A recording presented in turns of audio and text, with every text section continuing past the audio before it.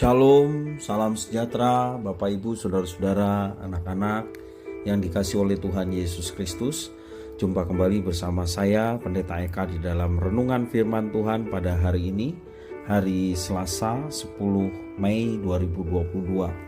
Sukacita dan damai sejahtera dari Tuhan Yesus Kristus kiranya menyertai hidup kita sekalian. Puji nama Tuhan.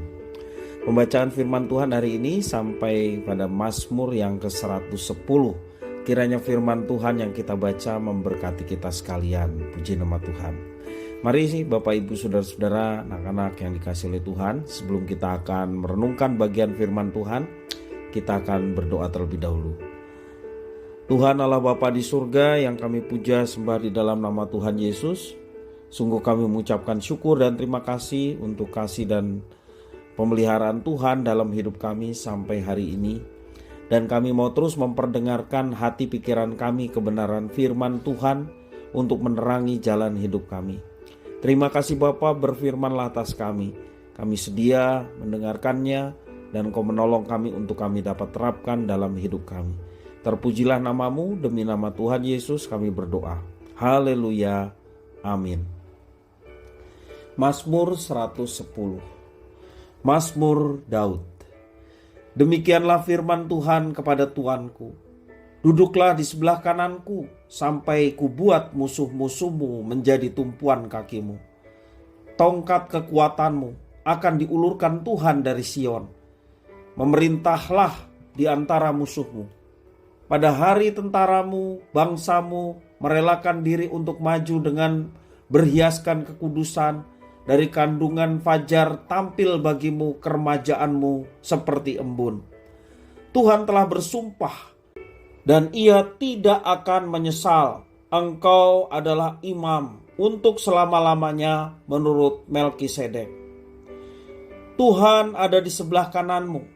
Ia meremukkan raja-raja pada hari murkanya.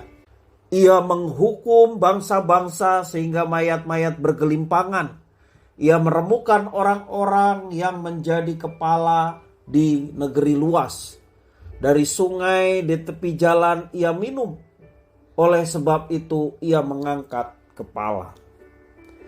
Bapak Ibu Saudara-saudara yang dikasihi oleh Tuhan, Mazmur ini unik karena dianggap sebagai Mazmur yang menggambarkan tentang Mesias yang dilihat dari figur Raja Daud. Dalam ayat yang keempat disebutkan bahwa Tuhan telah bersumpah dan ia tidak akan menyesal. Engkau adalah imam untuk selama-lamanya menurut Melkisedek. Apa artinya? Ia berjanji berdasarkan sifat dirinya. Tuhan mengikatkan dirinya sebagai pribadi yang tidak pernah berdusta sekaligus selalu menepati apa yang dijanjikannya. Jadi ketika Tuhan bersumpah bahwa ia memberi janjinya kepada orang yang percaya, maka umat yang percaya harus menunggu penggenapan apa yang dijanjikan Tuhan itu. Bapak Ibu Saudara-saudara, kita perhatikan di dalam ayat yang kelima dan keenam. Dikatakan firman Tuhan, Tuhan ada di sebelah kananmu. Ia meremukkan raja-raja pada hari murkanya. Ia menghukum bangsa-bangsa sehingga mayat-mayat bergelimpangan. Ia meremukkan orang-orang yang menjadi kepala di negeri luas. Ayat-ayat ini memperlihatkan Tuhan memusnahkan manusia yang berbuat jahat, baik itu raja, kepala negeri maupun bangsa-bangsa. Mereka yang dimusnahkan adalah musuh-musuh Allah dan musuh pemazmur atau musuh bangsa Israel yang merupakan bangsa pilihan dari Tuhan. Pemusnahan tersebut merupakan pertolongan yang diberikan Tuhan kepada pemazmur dan juga bangsa Israel. Pertolongan itu adalah pemenuhan apa yang telah Tuhan janjikan kepada pemazmur dan bangsa pilihannya. Bapak Ibu Saudara-saudara yang dikasihi oleh Tuhan, kalau kita perhatikan di berbagai tempat di dunia ini, banyak kali tempat ibadah mengalami gangguan dari kelompok-kelompok yang kurang menyukai kehadiran gereja Tuhan di tengah-tengah mereka. Dan kelompok-kelompok ini kurang bisa menerima ketika melihat anak-anak Tuhan beribadah dalam kondisi yang tenang di wilayah mereka. Akibatnya ada persekusi dan juga penindasan oleh kalangan-kalangan tertentu. Dan banyak anak-anak Tuhan tidak memiliki tempat ibadah karena perizinan yang sulit dan banyak kali diganggu. Mereka tidak dapat beribadah dengan tenang. Lalu apakah Tuhan akan menolong umatnya yang mengalami kesulitan itu agar bisa beribadah di gerejanya dengan tenang? Tentu saja pertolongan Tuhan akan datang.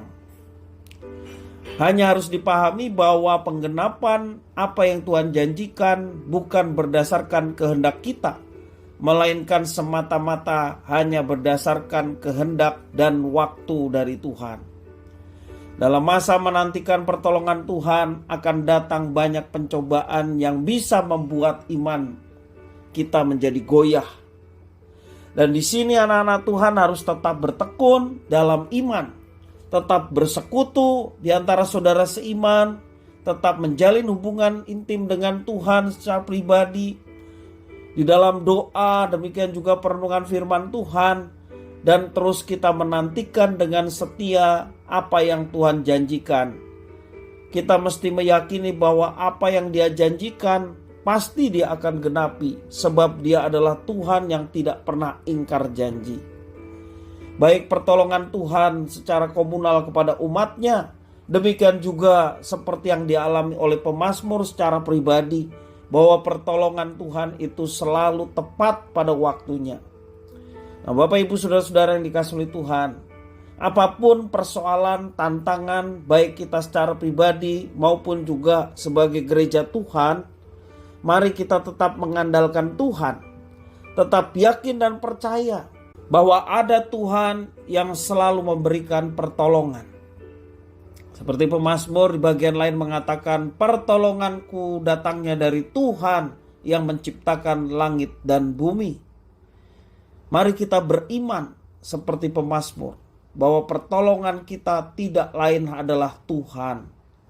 Dan ketika kita mengandalkan Tuhan, alamilah penyertaan yang nyata, alamilah pertolongan yang nyata. Bahkan mujizat-mujizat yang tidak terpikirkan Tuhan sudah siapkan bagi setiap anak-anaknya, orang-orang yang dipilihnya, yang senantiasa hidup berharap dan bersandar kepada Tuhan. Kiranya firman Tuhan ini memberkati kita sekalian. Mari kita berdoa. Tuhan Allah Bapa di surga yang kami puja sembah di dalam Yesus Kristus, mampukan kami untuk senantiasa bersandar, berharap kepada Tuhan.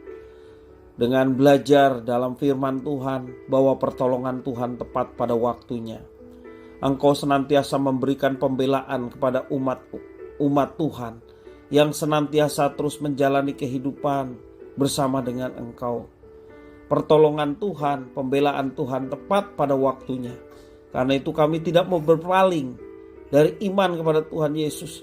Karena iman pada Tuhan Yesus adalah iman yang menyelamatkan.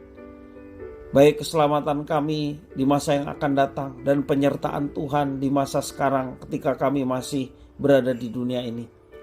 Terima kasih ya Tuhan atas firman-Mu. Biarlah Tuhan menolong kami untuk kami dapat menerapkannya. Di dalam nama Tuhan Yesus kami berdoa. Haleluya. Amin.